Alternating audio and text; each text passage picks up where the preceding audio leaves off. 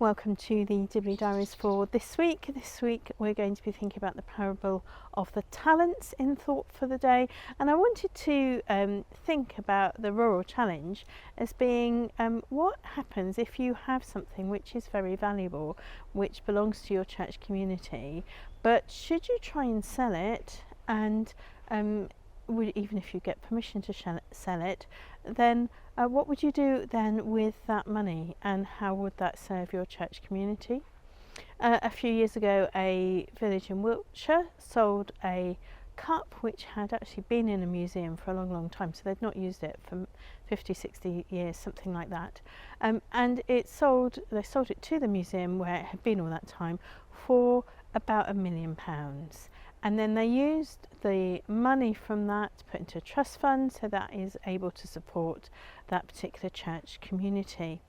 And a lot of church communities have things which are quite valuable, but they are maybe worth thousands of pounds or tens of thousands of pounds. But what should they do with them?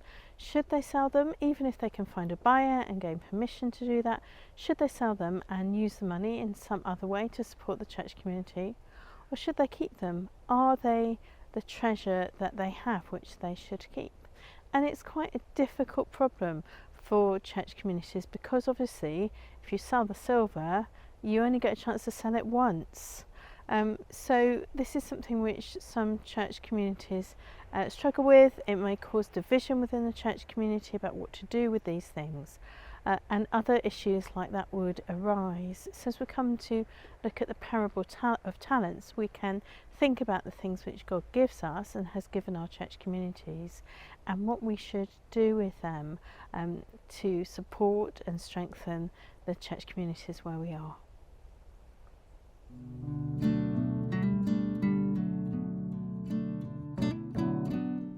This week's thought for the day is based on Matthew 25, verses 14 to 30, the parable of the talents. So we're working our way through Matthew, and then we come to this parable which we have for today. And the talents here is equivalent of an amount of money. So it does mean money, even though we use talents in a different way as well. So a master goes on a journey. He gives one servant 5 talents, he gives one servant 2 talents, he gives one servant 1 talent, and then he goes away. So they're meant to be looking after the money. So a person with 5 talents goes and makes some really shrewd investments, and when the master comes back, there's 5 more talents. The master is very pleased about this. When the second servant also makes some shrewd investments, 2 talents, when he comes back there's 2 more talents, that's great. The servant with 1 talent goes and buries the talent in the field, and when the master comes back, the servant digs up the talent and goes, well, I know that I was really worried about this, and I didn't know what to do, so I just kept it safe by putting it in the field, burying it. And the master's really cross about this. Says and the master even says, you could just have put it to the bankers, and then at least I would have had interest on it. But as it is, the master is really cross, takes the talent off that servant. It ends badly for that servant. So this is a story about, Jesus is telling about how we use the things that God gives to us. How do we use his gifts that he gives us? Do we help them grow? Do we grow them? Do we invest them? How does that work for us? And that we shouldn't bury them and forget about them and hope that they're safe.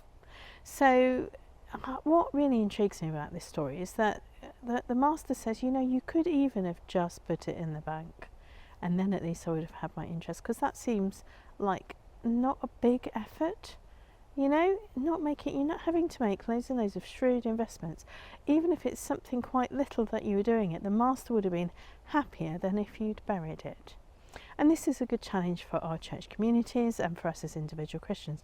What is it that we have, even if it might seem just a very little thing, a little skill, a little gift that we have, how could we use that to bring a return for God's kingdom, even if it's just the equivalent of putting it in the bank? So we don't need to be great shrewd investors necessarily, but we might have something that we can use in more urban communities, church communities. They often have a church hall. So how is that being used to build the kingdom of God in that place? How are we investing that gift that we have to make a bigger gift and to make more of God's kingdom in that place?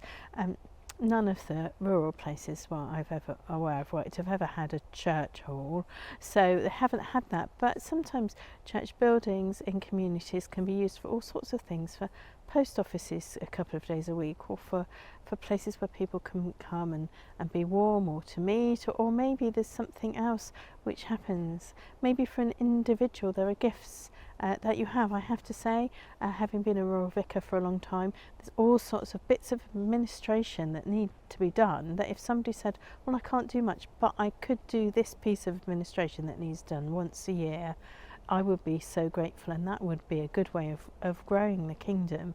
And there are all sorts of things. So that's our challenge.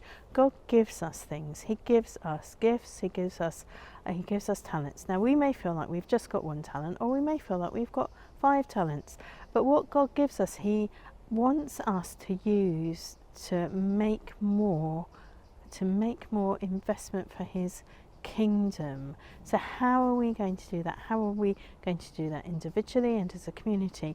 Take what God has given us and make it grow into a better treasure for God's kingdom where we are.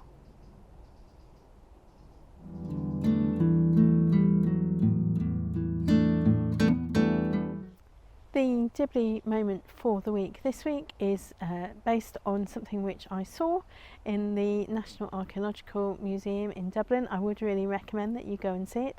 If you go in, there's all sorts of hoards of gold which have been found buried in fields, and it's really interesting to see that these are places where people have buried some treasure and they haven't dug it up themselves, but someone else has gone and dug it up some time later, including there was one place where a whole load of gold was found, and it was while they were building a railway, and then all sorts of it got melted down and taken away and stuff, and in the end they ended up building some replicas of it, and it's the replicas of this hoard of gold that you see in the museum.